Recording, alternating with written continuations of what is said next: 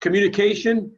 I bombard my coach with emails in the early fall about everything from how to run a practice to communication. Have you collected this? Have you have all this? Do you have a email distribution list? Do you have a team mom? Just bombard them, get things lined up. I communicate through the newsletter talked about, the director to player through newsletters and issues in the field. I'll go out to practices and talk to whole teams.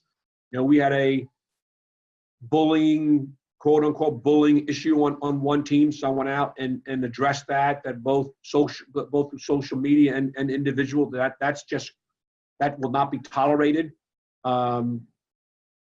Coach the team. You know, we want our conversation with our players to be direct, to be consistent, and to be constant.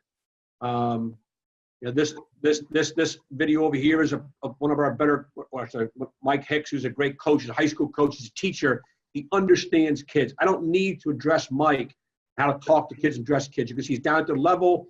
He talks in the right term.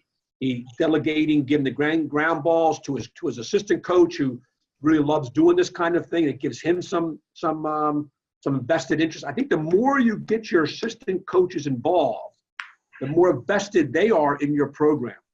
We don't, and one of the things we tell our coaches, you know, when a kid comes about playing time, we don't tell them you're going to play them more. Don't promise things you don't want to promise. You know, I watched one of our teams practice and one of our B teams, and all four coaches, when they wanted to correct a kid and made a mistake, the first thing they said was, "That's okay."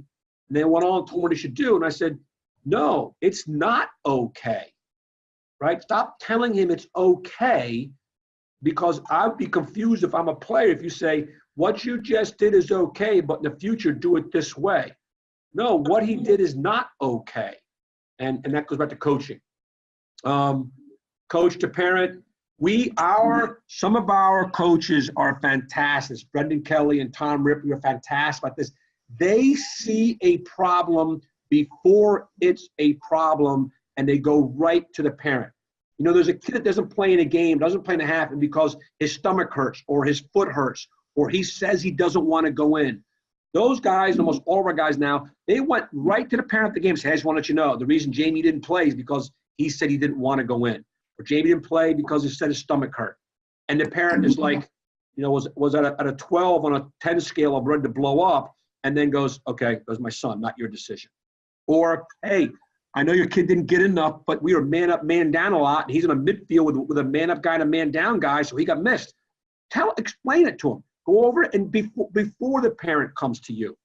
And it's amazing the reaction is that they want to rip your freaking head off, but you go to them and they just stop. Because you're showing that you care, you're showing that you're involved, you show that you're involved.